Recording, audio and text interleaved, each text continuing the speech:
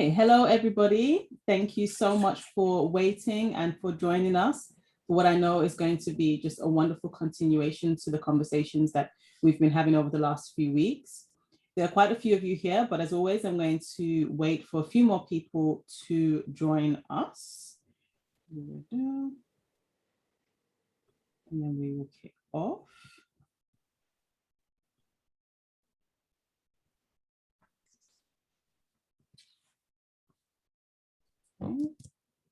Please do let us know where you're coming in from today. I'm going to ask you guys a few questions anyway. For those of you who have been to the few sessions that I have hosted, but please do kick us off. Let us know where you're coming from. I'll start us off.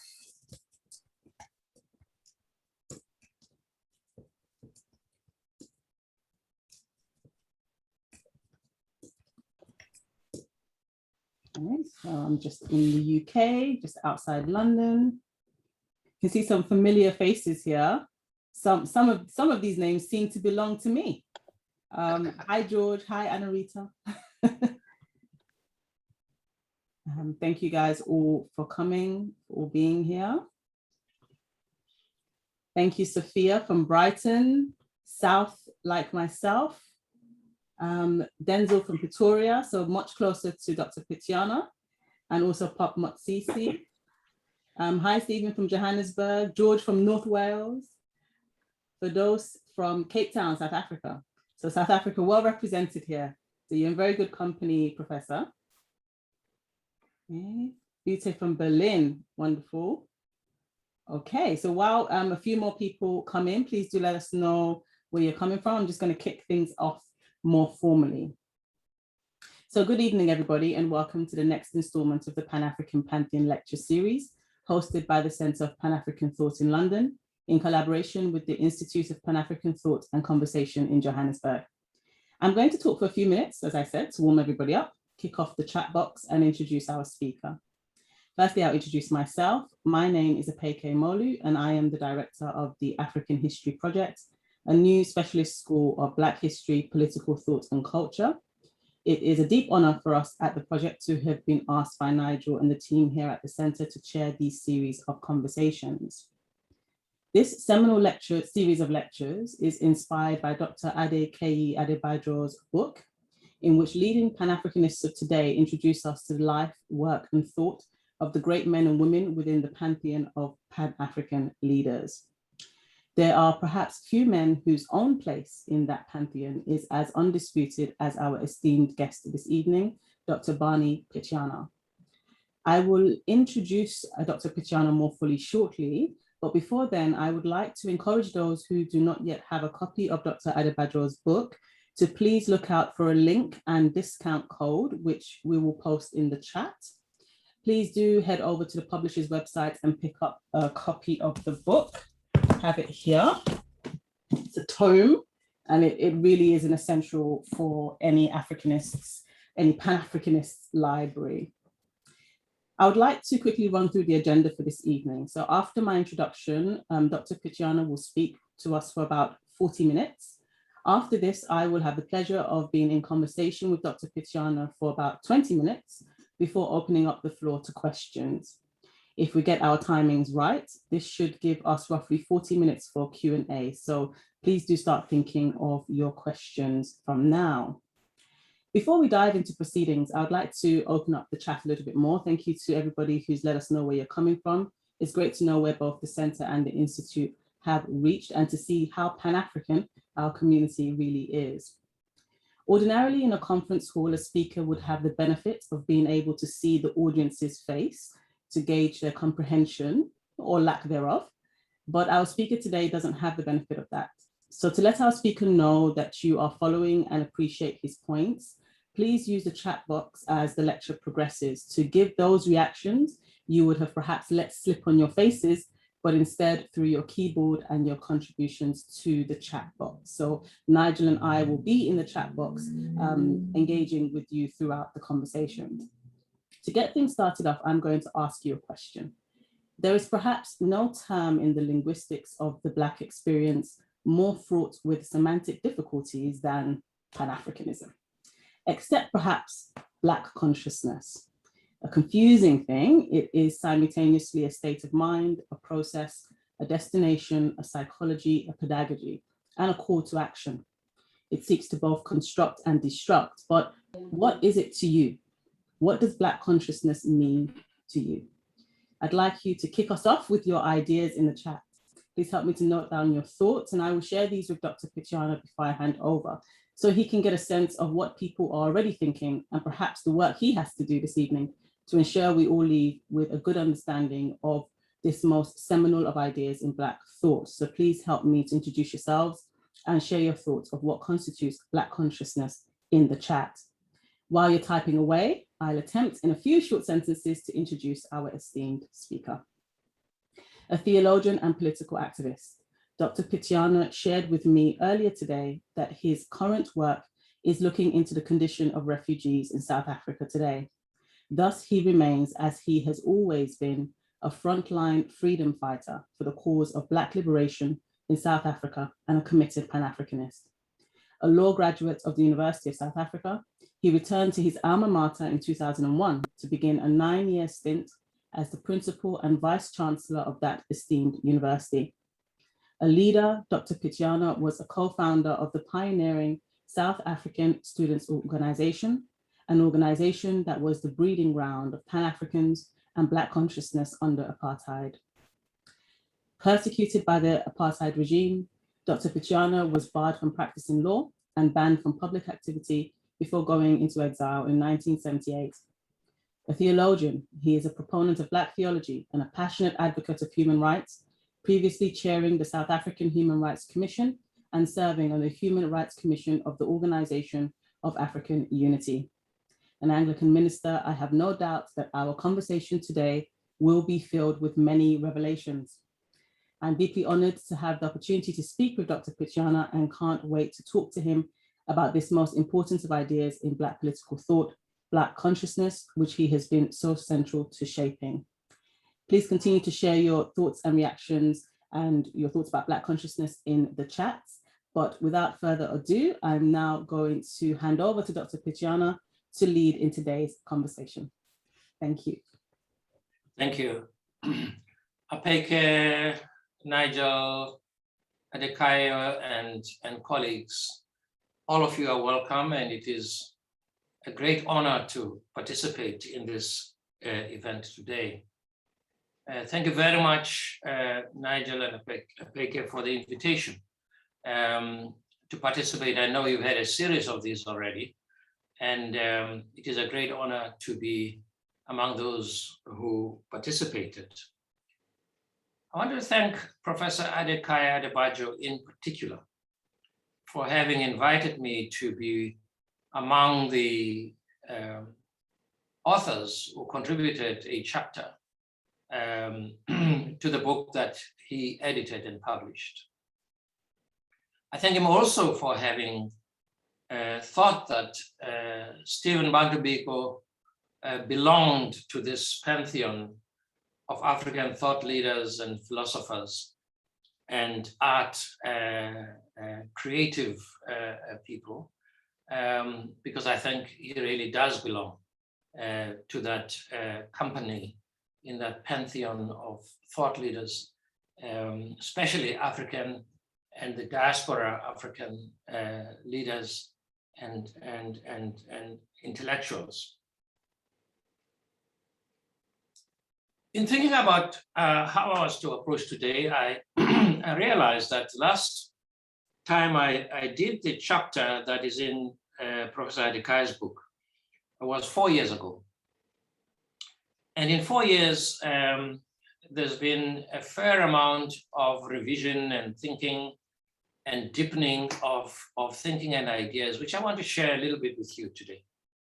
The substance of what I say and believe is still represented in the chapter that I did, but I want to take me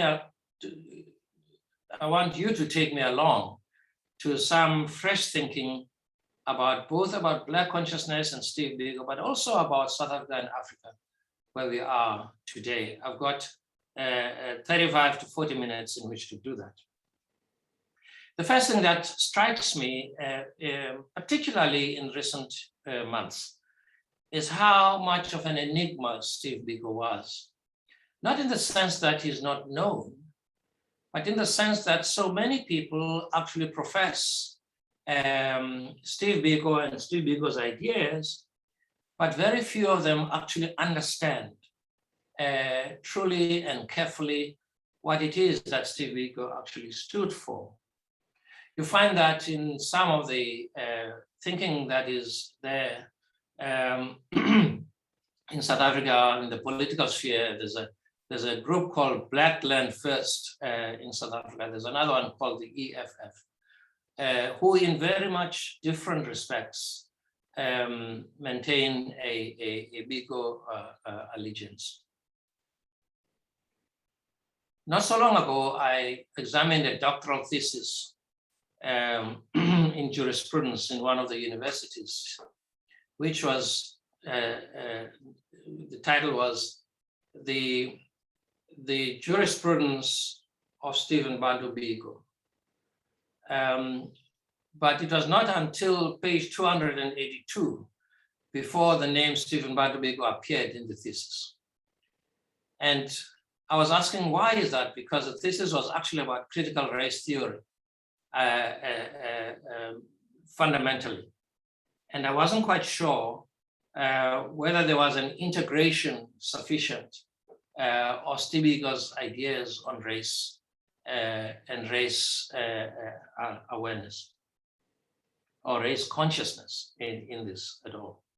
So in many ways, even though many people profess Steve Biko, it's just amazing how many people actually represent Biko in as careful and accurate a way as possible. Maybe we need to take responsibility for that. But actually more than that, whether we are taking responsibility or not, it's got to do with the socio-political economic environment in which we live in. So we interpret Steve Biko into that environment rather than allow Steve Biko to speak on the environment or to the environment. So we do a reverse interpretative process at the moment.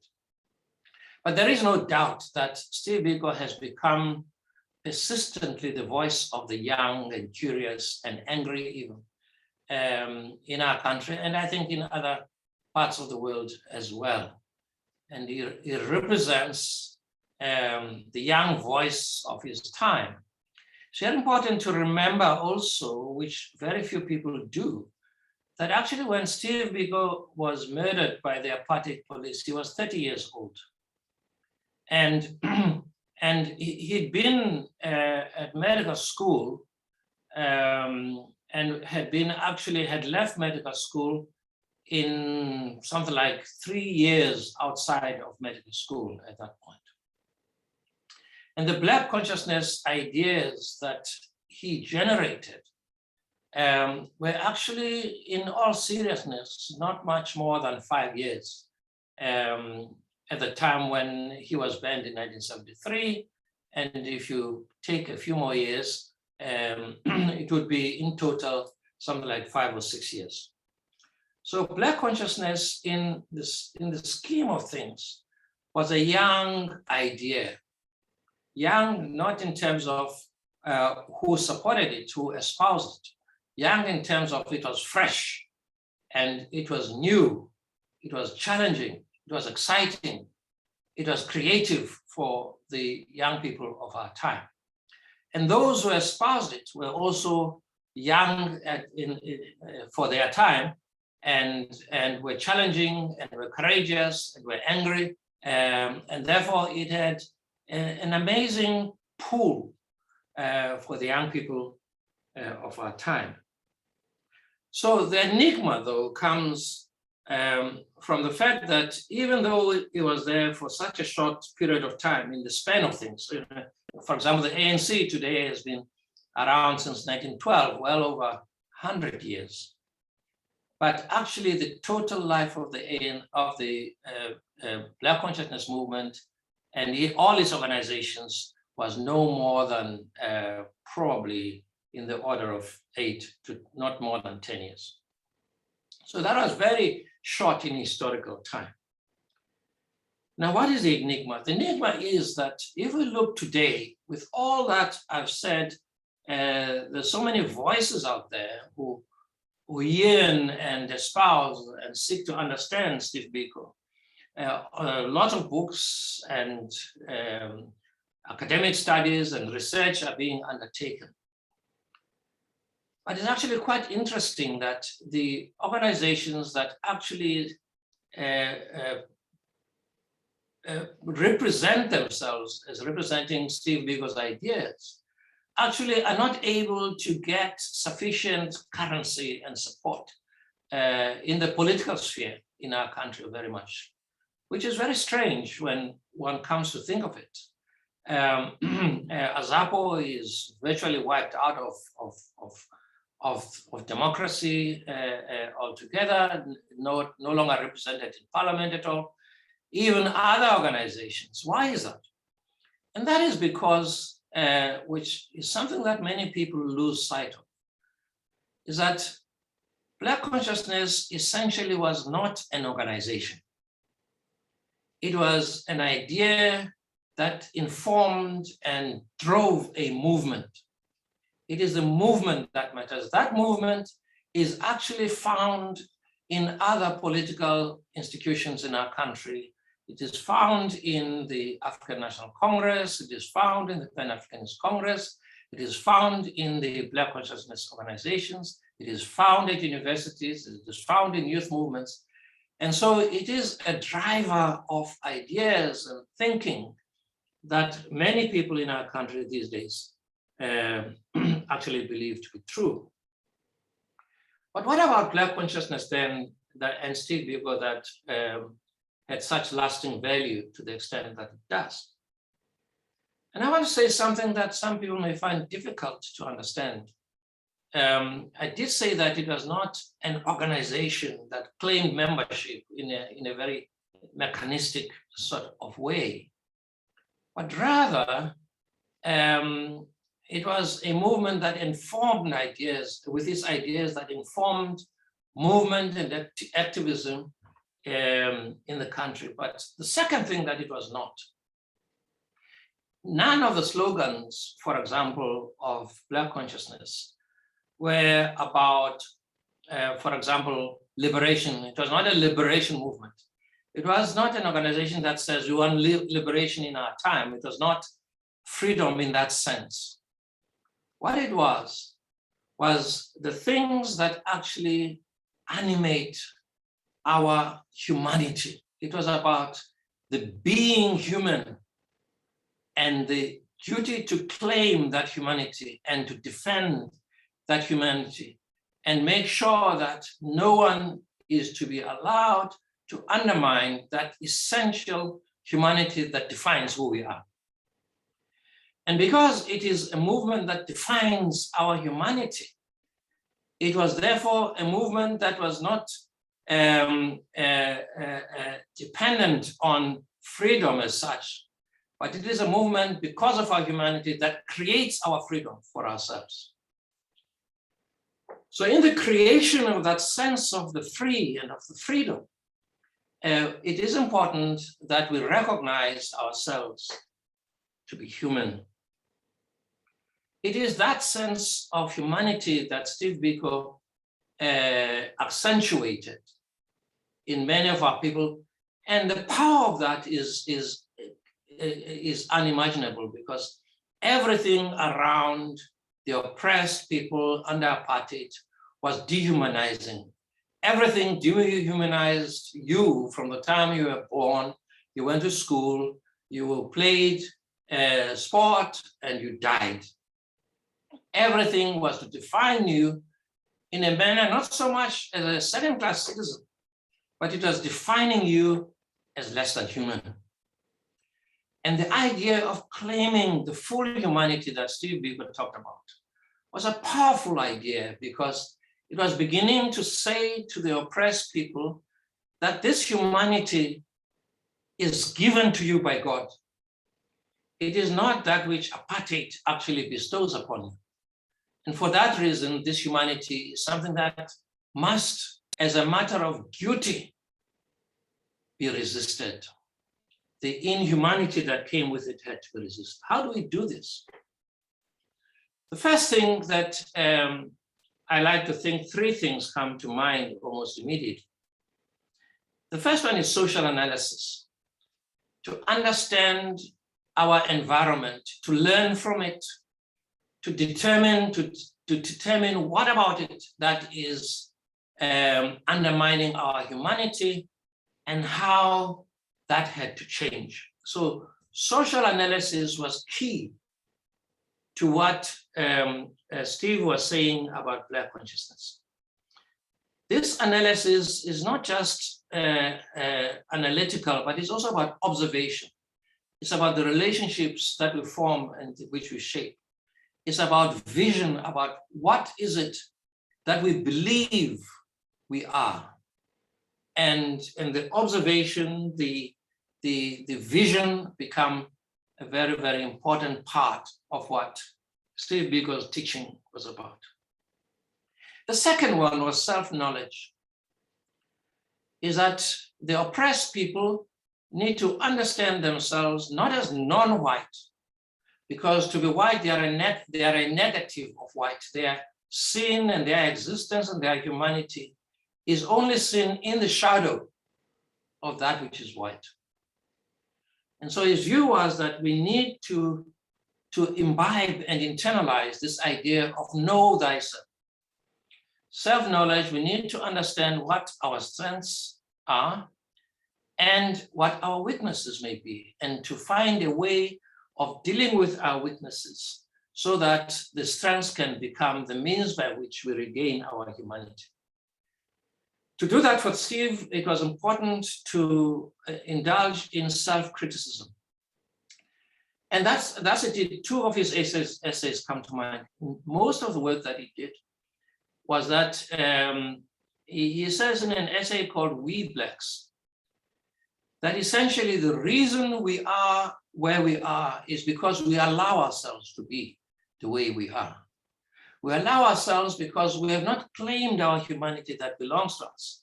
We allowed other people to be the ones who define our humanity and the extent of that humanity. The second thing that he says that we live in a state of fear, of perpetual fear. We are a people who live in fear, and because we live in fear, this pathological fear is what limits our freedom. Because we're not able to venture out into elements of a courageous living and whole living and full living and taking all the necessary risks that it may be, but in the process, claim our humanity as well. So self-knowledge was important. The third thing he says that what is important, we need to define and even redefine our history. And that we cannot always have our history interpreted and presented to us from the point of view and the eyes of the colonizers and the apartheid system, which was the normal thing that happened during colonialism. He was saying that part of who we are, we need to define the force of gravity of the colonial system. And that force of gravity is a colonial system that takes it upon itself to define our very being. So our history also means that we need to judge the interpreters of our history. Those who seek to interpret our history we are the judges of the interpreters ourselves. So those three things became quite critical for Steve in his theoretical framework of trying to say, and let me say in parentheses, it's important to realize that a great deal of what Steve did and wrote and said was in the context of the student movement. By and large, he was talking to students, by and large, in Black universities.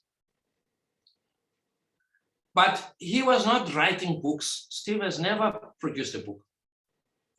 I was looking the other day, most of the essays that he did were done before he was 25 years of age. And in that time, they were produced because these were papers that were done largely for the student community, or conferences that he addressed around Black consciousness, explaining what Black consciousness is and what it was doing. He was in, if you like, a propaganda text. That's what these things were. And there were papers that he was producing in order to enable people to understand what they were doing. At the heart of this were two things that were seminal in Steve's thinking. The first one was to make it very clear that the power of the oppressor is in the mind of the oppressed. The power of the oppressor is the mind of the oppressed. And therefore, if our minds are not liberated, we give ammunition to the oppressor to continue to oppress us. The second thing he said is that there can be no freedom, no liberation in silence. You cannot meaningfully suffer in silence and you still call yourself free, or even involved in a struggle for freedom. And finally, he said that it is important to realize that the freedom, the humanity that we seek is not individualism. It's not about me, I, and myself. It was a relational humanity. As we've come to know it, Ubuntu is about our relationship to the other. So the human beings who seek to struggle alike are part of a community of resistance, a community of struggle. So it was important to spell out to the students and to the audiences to which he spoke, that we need to understand that we are not after just ourselves, although it is important that we assert our humanity, but we do not do so simply for the purpose of being ourselves and benefiting who we are. We do so in order to affirm our humanity in the recognition that my humanity is what enables me to enable you to claim your humanity. And through you, I'm able to assert my own humanity as well. This relationship of humanity was a critical factor in the Black consciousness understanding. For that reason, the thinking was very much a redefining of many of the concepts. For example, we quickly said the non-whites was not a term that would take because it was negating and enabling us only to see ourselves in the shadow of whiteness. And so Blackness was to be interpreted in its positive sense as a means of freedom and value and virtue. But Blackness also meant something else. It was the existential condition of the lived experience of Black people under apartheid. And that idea of the existential condition was important to say to people, that condition, that lived experience that you lived in, you need to know it, you need to understand it, you need to be able to interpret it in order to be able to resist it and to overcome it. So Blackness became a means of overcoming the oppressive state in which we found ourselves. And the tool for this was consciousness, which Steve, of course, talks about in the context and draws, if you like, from Hegel, but also draws from Sartre's existentialism at that time as well. But the idea of consciousness, some people tend to make the mistake that the consciousness was a romantic individualism, if you like, rather than consciousness can never be individual without entailing one's responsibility to the other. And so understood, Black consciousness then would be something of a relationship, formation of relationships that are liberating and humanizing as possible. What does this all mean then? You read the detail in the book itself. What does it mean? It means, for me, the idea is the rebel. Freedom is about, it entails becoming rebels in a cause for the human. The rebel idea was very, very important to Steve. It was not a negative feature at all. It was almost a duty that was affirming the humanity of the Black people and the duty to be our own interpreters and the duty to become our own liberators as well. And so the idea of the rebel was inherent in understanding that which is human. Now, friends, I said to you that I wanted to raise a particular issue that concerns me. The first, all of this in summary would be something that I saw from American philosopher Elvira Bazovich, talking about Du Bois and Du Bois's idea that public reasoning qua citizenship teaches a nation the value of its own ideals. Public reasoning qua citizenship teaches a nation the value of its own ideals. So at the heart of what Black consciousness was about was to say that we are born, we are birthed to be thinking and reasoning beings. We do this reasoning in public because we are on a mission. We're on a mission to humanize the discourse and the narratives of our history and of our lives. It is to say that we're not just citizens, although there was a big movement to remove citizenship from Black people in South Africa so that every Black person becomes a citizen of a homeland. So citizenship itself and claiming citizenship was important, but it was not the only thing. But the most important thing to claim and reclaim was the humanity. Citizenship was being taken away from you as Black people and into the homelands because we're not considered human enough to become citizen of the land of our birth.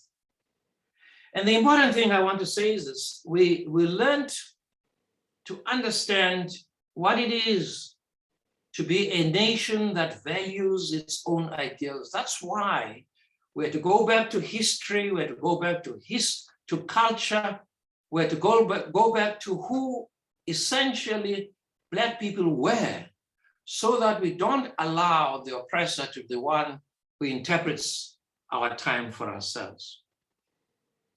And so this became a self-conscious development of institutional rationality.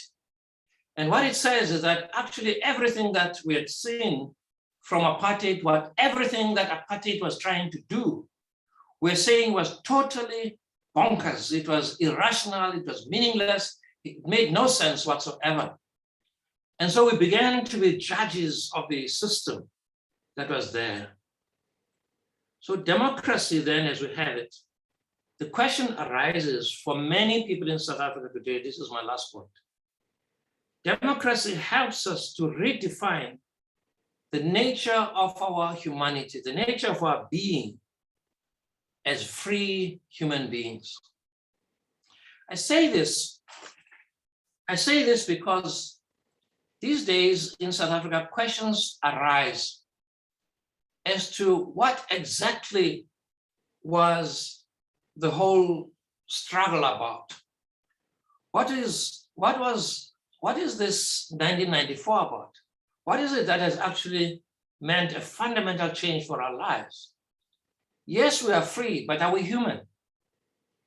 Yes, we are free because we have a constitution, but does that make us human beings when we live in an environment of unfreedom, unfreeness? Are we really free if the leaders that we have are not accountable to us? Are we really free if we live in a state of inhumanity to the extent that we do? Are we really free if racism is still pervasive in the South Africa of our day?